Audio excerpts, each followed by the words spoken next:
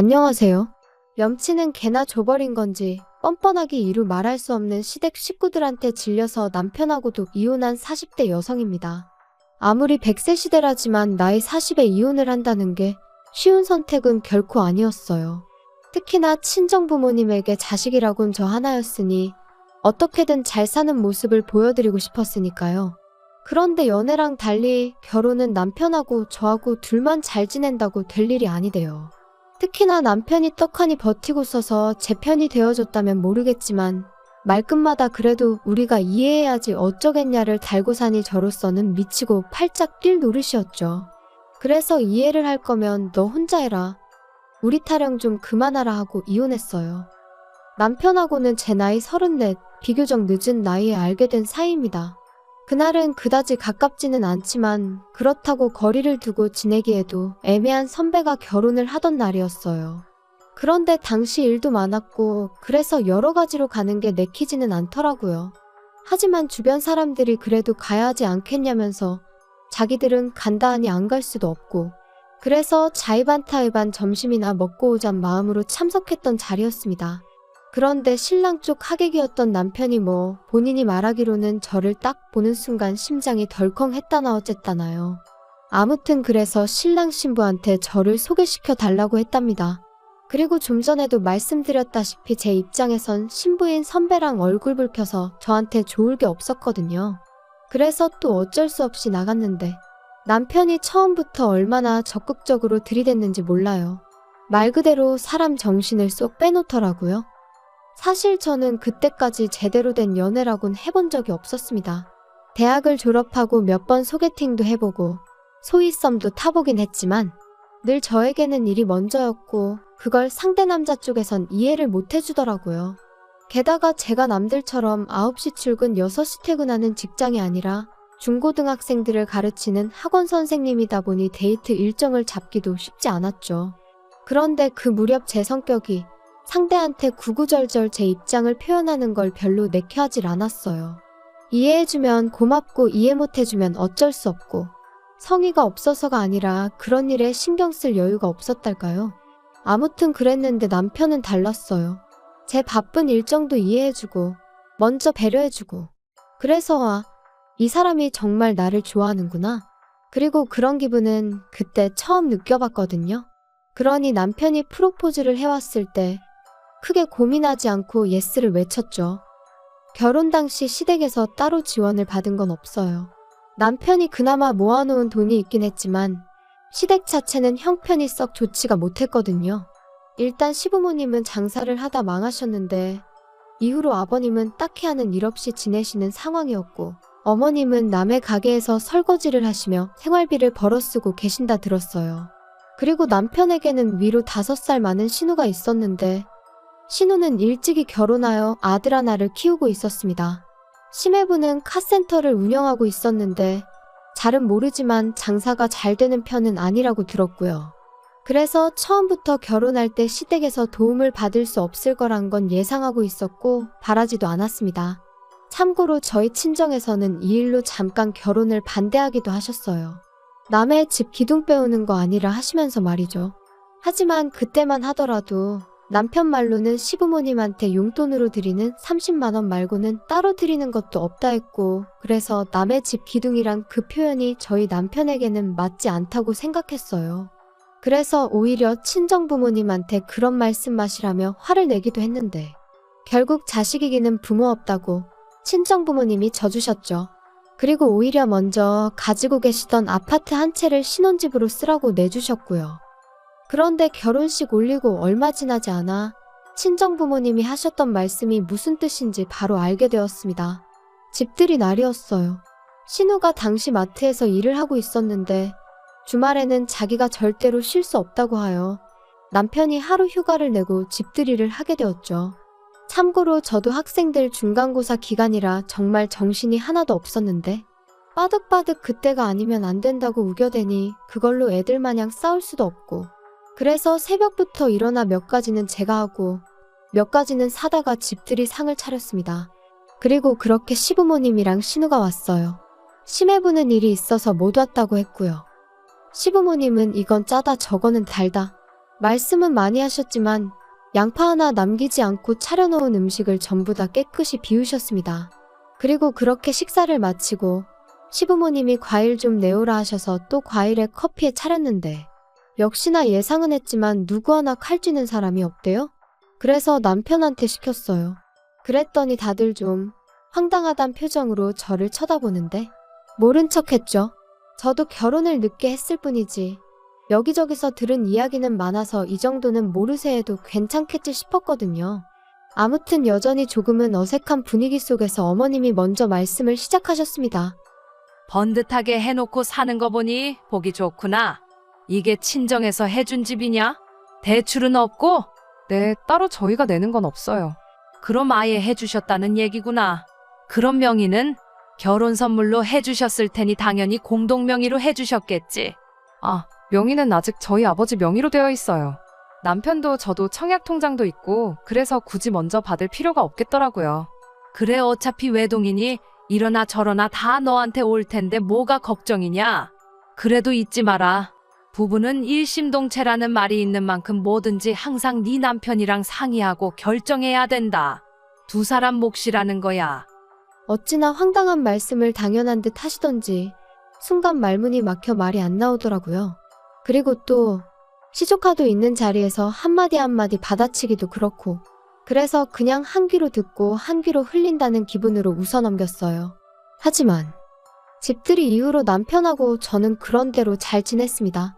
시부모님하고도 뭐 여전히 거리는 있었지만 저는 제 나름대로 제 할도리만 하면 된다 생각하고 지냈죠. 그런데 저희가 결혼한 지 어느덧 1년 차가 되던 때였어요. 그날은 주말이었는데 저는 아이들 보충 수업이 있어서 아침부터 정신없이 바빴거든요. 그래서 자는 남편은 그냥 두고 먼저 현관을 나서려는데 남편 핸드폰이 울리더니 안방 쪽에서 남편이 욕을 하면서 튀어나오대요. 도대체 무슨 일이냐니까 나중에 얘기해준다며 저더러 택시 타고 가라고 자기가 차를 써야 한다면서 잠옷 차림에 자켓 하나만 들고 손살같이 튀어나가더니 그리고 알고 보니까 신우가 시매부한테 맞았다는 거예요. 신우가 시매부랑 사이가 안 좋다는 건 들은 바도 있고 제 눈에 보이는 것도 있어서 어렴풋이 알고는 있었는데 그날은 신우가 도저히 못 살겠다며 시댁으로 도망을 나왔던 거지요. 신우랑 제 사이가 어떻건 간에 그걸 떠나서 이게 다 무슨 일인가 싶고 안쓰럽고 동시에 생긴 건 멀쩡하게 생겨서는 뒤로는 신우한테 그런 짓을 했다니 시매부가 사람으로도 안 보이대요. 아무튼 그 일로 시부모님은 물론이고 저희 남편까지 신우더러 이혼하라고 난리였어요. 알고 보니 그 문제 말고도 여자 문제며 여러 가지로 신우 속을 썩이고 있었다는 게 드러났거든요. 그리고 시매부도 처음엔 뭐 잘못했다 기회를 달라 이러면서 이혼은 못한다고 나오는 것 같더니 신우가 위자료고 뭐고 필요 없다 양육비도 안 받겠다 그러니까 냉큼 이혼 도장 찍대요. 그런데 저는 사실 상황이 상황인지라 말은 못했지만 신우가 무슨 얼마나 능력이 있는 것도 아닌데 그래도 현실적인 문제는 생각을 해야 하는 거 아닌가 싶었거든요. 하지만 뭐 누가 제 생각을 물어보는 것도 아니고 그런데 알고 보니까 신우가 그렇게 서두른 이유가 있었어요. 신우한테도 남자가 있었거든요. 그리고 자기 생각엔 자기가 이혼만 하면 그 남자가 자기를 책임져 줄 거라 생각하고 이도저도 필요 없다 이혼만 해달라 했던 모양이 돼요. 하지만 그 남자 쪽에선 신우가 이혼했다 하니까 부담스러웠는지 어쨌는지 거리를 두기 시작했고 뭐 그렇게 신우 신세만 말 그대로 낙동강 오리알 신세가 되어버렸어요. 그리고 상황이 이렇게 되니까 시부모님이고 남편이고 신우 얘기만 나오면 한숨을 푹푹. 그렇다고 제가 무슨 이야기라도 하면 말끝마다 너가 뭘 알겠냐?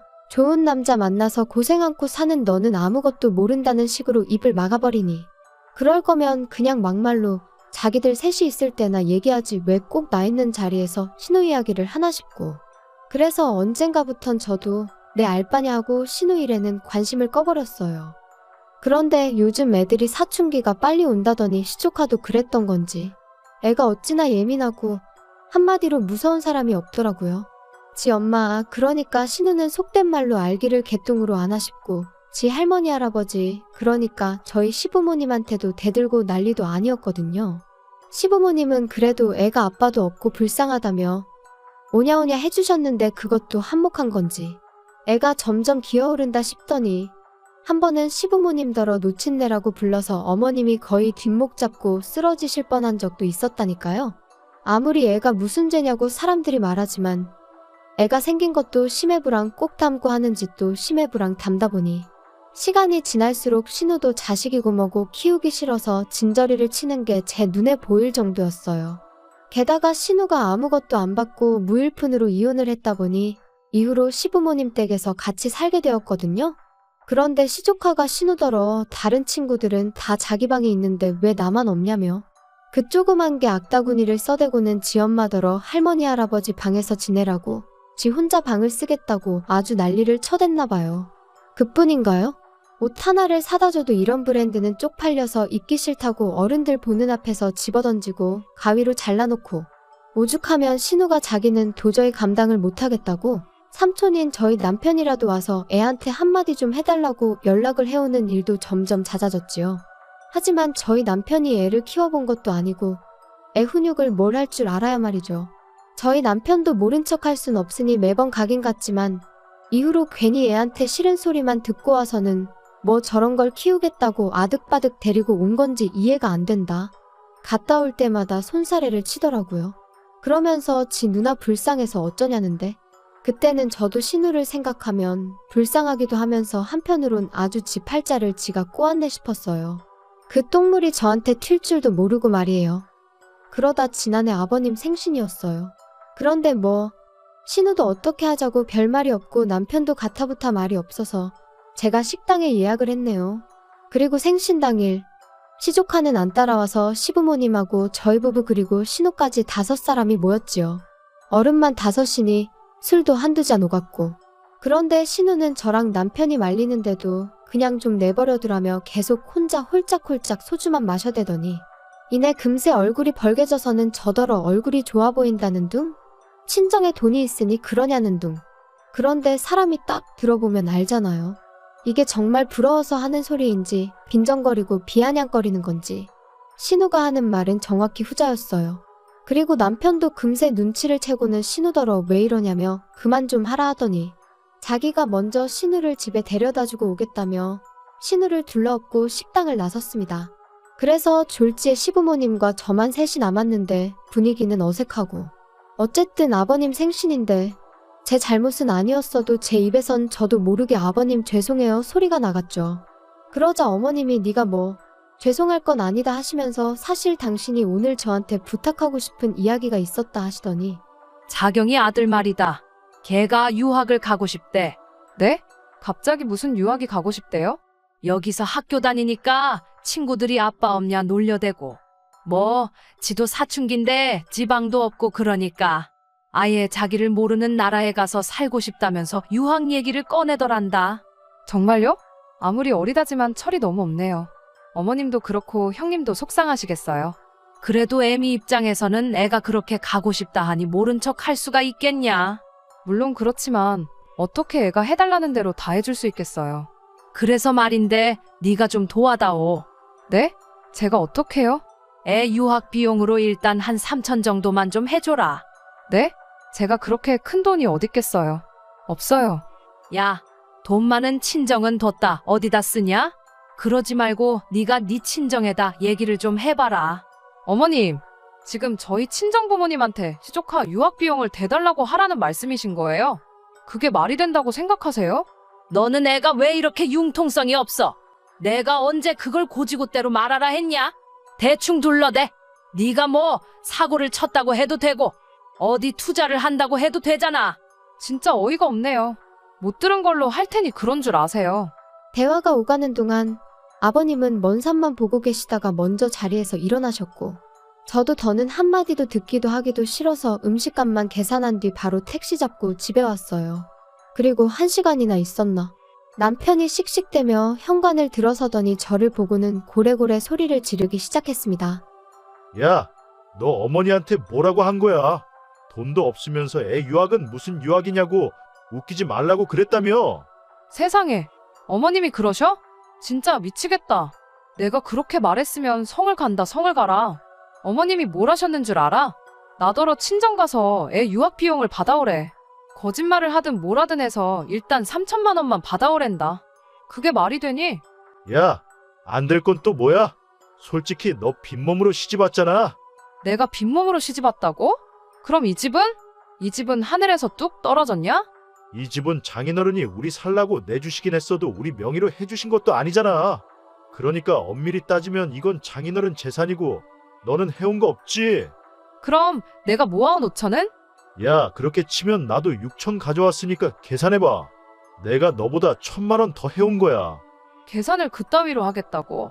진짜 이제 보니 당신 어머님 아들이 맞구나. 야, 됐고? 그러지 말고 그럼 네 청약 통장이라도 깨서 돈 좀 해줘. 내가 설마 모른 척 하겠냐? 미쳤네 진짜. 하룻밤 사이에 도대체 저한테 무슨 일이 일어난 건지 말 그대로 어안이 벙벙하더군요. 그리고 저는 그대로 안방에 들어가 방문 딱 잠궈버렸어요. 남편이 밖에서 몇 번 열어보려고 하더니 씩씩거리고는 소파에서 자는 것 같았죠. 이내 남편 코 고는 소리가 들렸는데 잠이 오나 싶은 게 전 정말 심장이 벌렁거려서 한숨도 잘 수가 없었거든요. 그리고 이튿날 방문을 열고 나가보니 남편이 거실에서 절 또다시 노려보고 있었습니다. 그리고 저도 어이가 없어서 뭘 쳐다보냐 따졌더니 진짜 안 도와줄 거야. 도와주긴 뭘 도와줘. 당신도 정신 차려? 내가 남의 집 자식 가지고 이러쿵저러쿵 말은 않겠지만 아무튼 자기 능력대로 하는 거지. 나한테 피해주지 마. 나 진짜 너한테 서운하려고 그런다. 누가 할 소리. 야, 마지막으로 하나만 더 묻자. 너 우리 부모님이나 우리 누나나 가족으로 생각은 하는 거 맞아?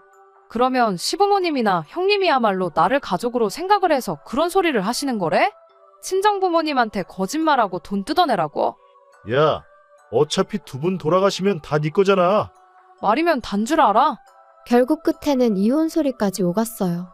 남편과 저 두 사람이 결혼할 때 남편이 모아둔 돈이 6천 있었고 제가 모아둔 돈이 5천 있었는데 친정부모님이 집도 해주셨고 그래서 두 사람 돈 합쳐서 가정가구를 산 뒤 남은 건 제가 적금으로 묶어두고 있었거든요.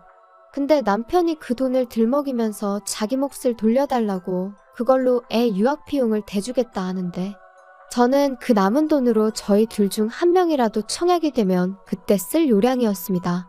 그래서 그렇게는 안 된다니까 그러면 자기 청약 통장을 깨겠다는데 결국 어떻게든 신우한테 돈을 해주겠다는 남편의 확고한 의지를 알겠더라고요.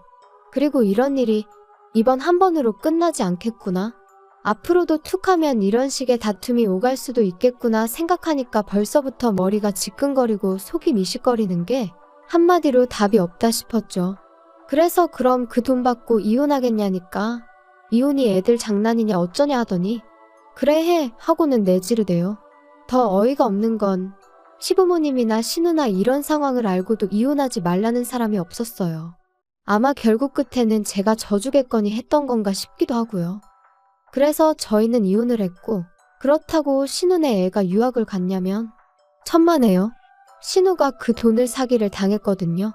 유학 컨설팅이니 뭐니 해서 무슨 영국의대를 갈 수 있는 빠른 길이 있다 그런 소리를 어디서 듣고는 덜컥 돈부터 보냈답니다. 그게 말이 되나요? 그리고 상황이 그렇게 되고 나서야 남편도 지가 뭔 짓을 한 건지 정신이 들었는지 저에게 연락을 해온 거죠. 그간의 일을 구구절절 말하며 미치겠다 돌겠다 콱 뛰어내리고 싶다 해대는데 마음대로 하라고 했어요. 나더러 어쩌라는 거냐고. 알고 싶지 않으니 소식 전하지 말라고요. 그러니까 너 진짜 사람이 변했다 독하다 이러는데 다 네 덕분이라고 너하고 니네 식구들한테 참으로 감사하다 그랬답니다. 사실 처음엔 3천만 원이 결코 적은 돈은 아니지만 처음이자 마지막이다 생각하고 줘버릴 걸 그랬나? 그러면 남편하곤 적어도 그럭저럭 살면 살지 않았을까? 아닌 게 아니라 그런 생각도 했어요. 요즘엔 이혼이 흠도 아니라지만 그래도 누가 결혼했냐 물으면 갔다 왔다고 해야 하나 그냥 했다고 해야 하나. 별거 아닌 것 같은 게 신경이 쓰이고 그럴 때마다 저도 모르게 좀 주눅도 들고 그랬거든요. 그런데 뭐 세상 일이라는 게 다 시간이 지나니까 나름대로 또 적응이 되네요. 그래서 지금은 친한 친구들하고 있을 땐 스스로 내가 인생 선배라며 우스갯소리도 하곤 합니다. 아무튼 만약에 이혼이 두려워서 남편이든 시댁 식구든 거기에 맞춰주고 사는 분이 계시다면 그렇게 살지 않으셔도 된다는 이야기를 꼭 해드리고 싶었어요. 오늘은 미세먼지가 심한 것 같은데 마스크 꼭 쓰시고 즐거운 하루 되세요.